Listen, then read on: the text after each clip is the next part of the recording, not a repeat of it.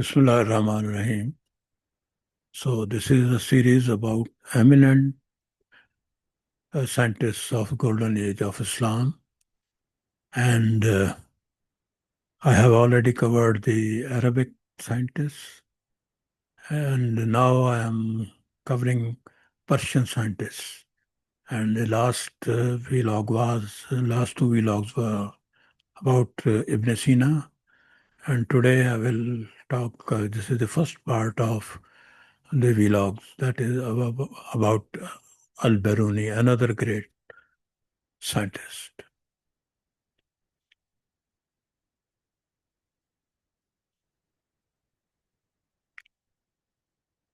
So, Abu Rayhan Muhammad ibn Ahmad, who is commonly known as al-Biruni. So he was his uh, uh, period was from 1973 AD to 1050 AD, and he was an Iranian scholar.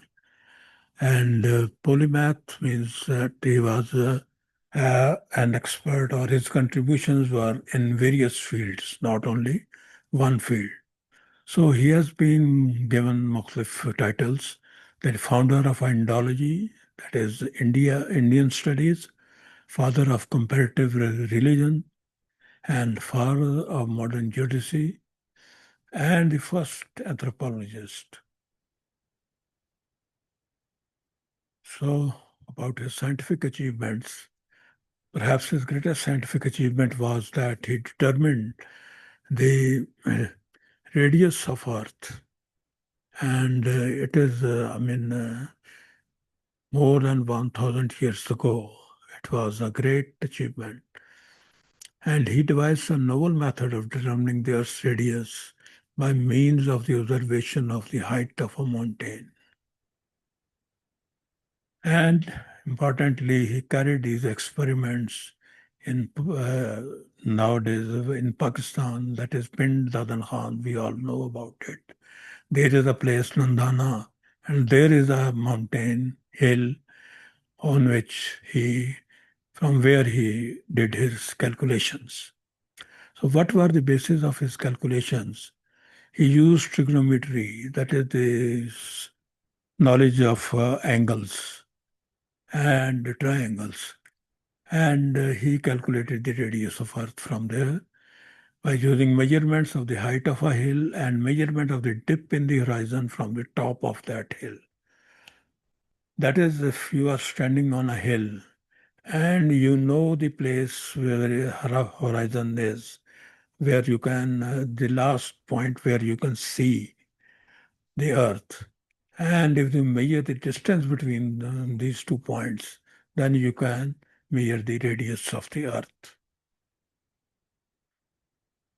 So his calculated radius of the Earth was 3,928.77 miles, which is only 2% higher than the actual mean radius of 3,847.80 miles, which was calculated by modern methods. So just imagine, it's amazing how accurate he was just by, using a simple method. And what a genius he was. Then second, this is also very amazing that he theorized, his theory was that there must be a big land mass between Asia and Europe. So, you know that from the Europe, Asia, if we come from the other side, it is Pacific Ocean and very big area. So he theorized that Earth cannot keep its balance, or it cannot be in a stable position unless there is a big land mass in between this Pacific Ocean or in this big area. So he theorized that there must be a big land mass, and later on we all know that it was discovered, the Americas were discovered, and they are between Asia and Europe. And I mean, he made his conclusions from the measuring the Earth's circumference and the size of Afroasia, Eurasia. And I have already discussed that. What was his thinking? That the Earth cannot remain stable without the presence of such a big landmass in between.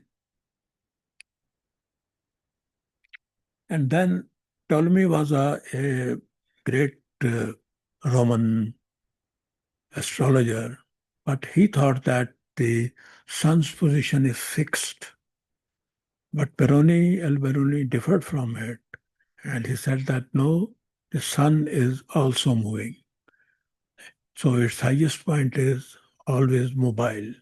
So this was another great point, which was, of course, proven later. And then, okay, so this was his diagrams, by which he explained his theory that sun is mobile.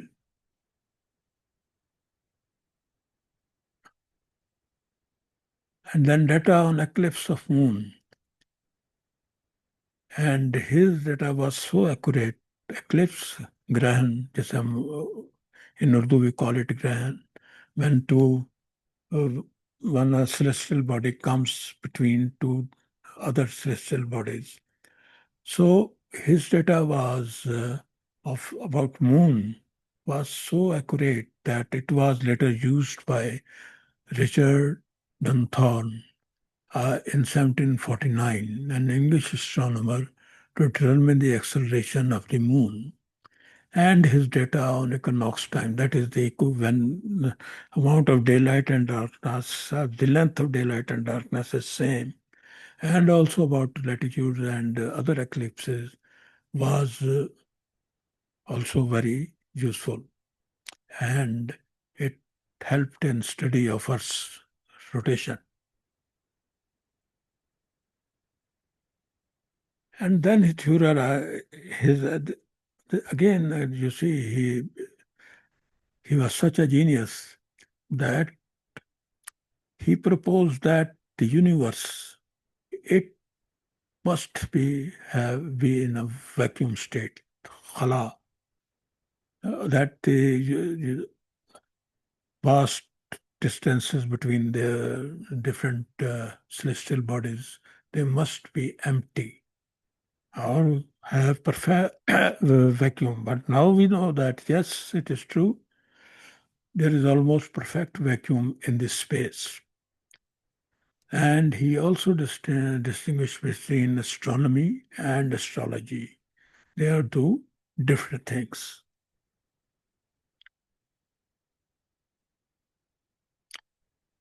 Then he uh, started to classify gems according to physical properties.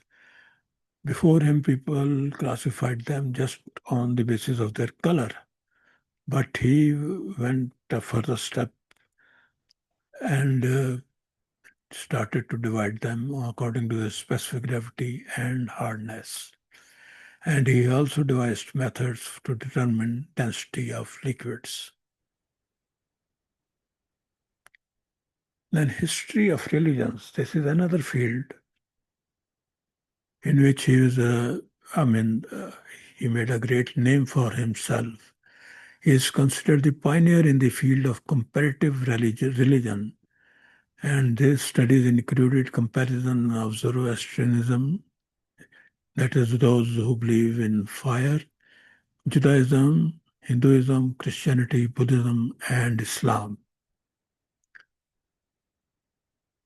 And he, after making these comparisons, he acknowledged the superiority of Islam, and he stated that I have given this account so that the reader may learn how much superior the institutes of Islam are and how more plainly this contrast brings out all customs and usages differing from those of Islam in their essential foulness.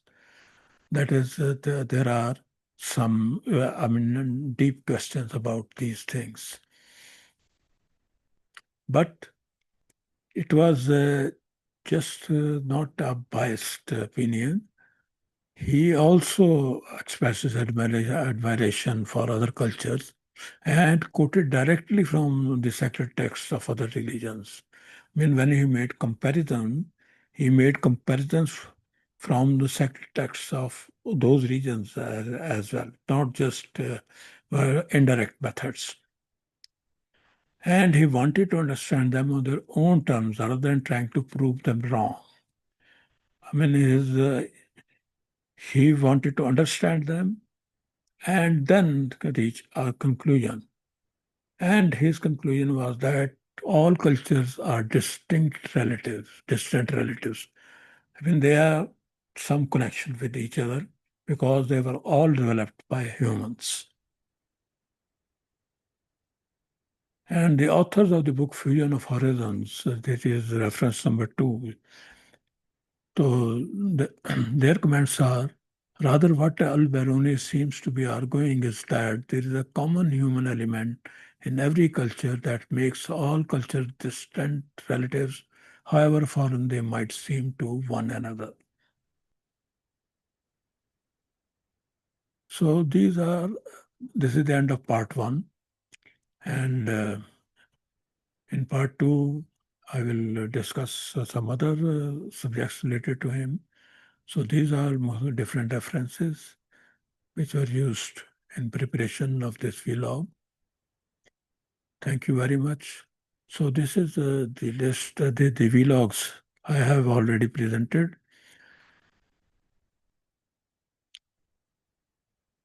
And these are my other series. In this, the famous persons, the other side. I have completed this and I will start a new series talking about Pakistan. And then also I have completed this miscellaneous topics and I will replace it with a series which will discuss important events of Islamic history which we generally don't know and which actually were shaped Islamic history.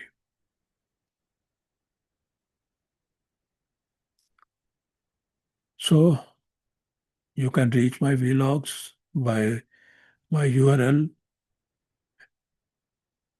Thank you very much for your attention. Please subscribe if you have not and share.